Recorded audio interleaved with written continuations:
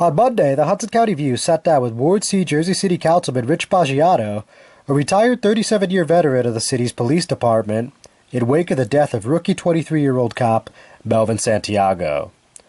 Boggiano was adamant that a police academy needs to be brought back to Jersey City, also expressing the belief that the city needs to hire a substantial amount of new officers. First of all, it's a sad situation, and I really feel sorry for his family. I've spoken to several people that know him, and unfortunately I never taught him because I retired before he came on after I retired. But I'll tell you what the problem is. We have to, first of all, we have to bring our police academy back to Jersey City. We have to train our officers here as to city life. He was a young kid and trained out of this town, which is wrong. I believe if he was trained here in the city, they'd make him much more aware of city life and what goes on here. So the cops are being run ragged. There's not enough police officers on the street. We have to, well, as I said, bring our police academy back and put on a number of cops, like a class of almost 100. And if they have to realize we cannot run the city of Jersey City with 800 cops. And we have a lot of police officers retiring. And something has to give. Now, as far as the safety in that particular community over near Communipaw Avenue and John F. Kennedy Boulevard, did you consider that prior to this a dangerous area? Listen, look at the crime that's happened in Journal Square this weekend. A robbery of a store, a robbery of, what was it, Rite Aid or CVS. It's all over the city. It's not, the North District is being run ragged. It's all over the city. It's not only in Ward F, Ward B, it's in C and D. And downtown, there's lots of cars being broken into. They have to sit down. We have a great police director. He wants to see change. I want to see change. And we've been talking, and things have to change. Or when we reported on the story yesterday, a private investigator, a member of a Latino police organization, and he brought up the possibility that this was a suicide by cop type of scenario. Being a retired veteran police officer, I'd like to get your reaction to that notion. No, I think he would have, this person should have been in jail. I've heard rumors he had numerous arrests. I just saw a taped video of his wife, I believe, on TV, ranting and raving that he should have gotten more police officers. I cannot believe they even put that on TV. And no, I do not believe that. This was a deranged person. He should have been in jail, or he should have been under psychiatric care.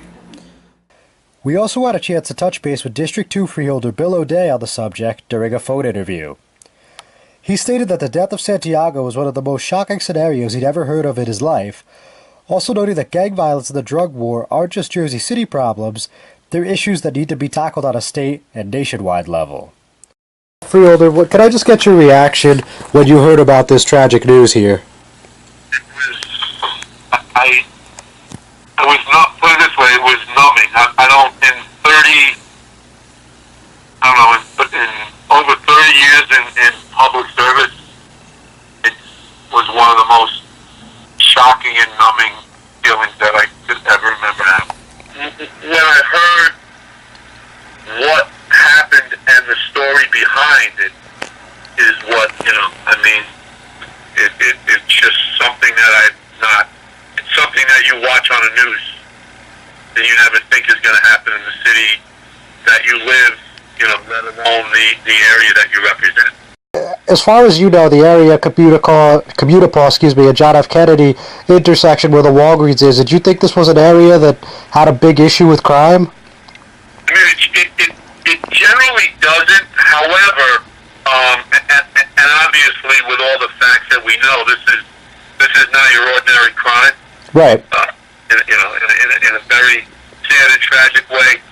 However, its physical location and the ability to be an easy escape route out of Jersey City, down Communipaw into into the city of Newark or onto the New Jersey Turnpike,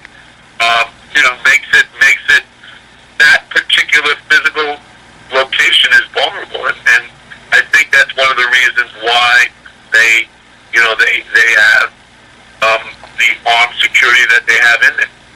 You'd know if there's any sort of public safety initiatives on the way that could curb this sort of violent crime in the future.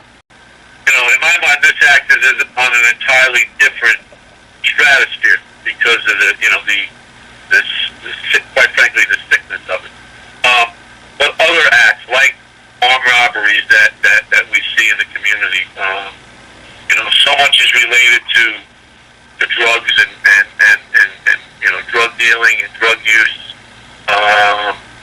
and dealing with that problem has to be dealt with on multi levels. I mean, you need more police.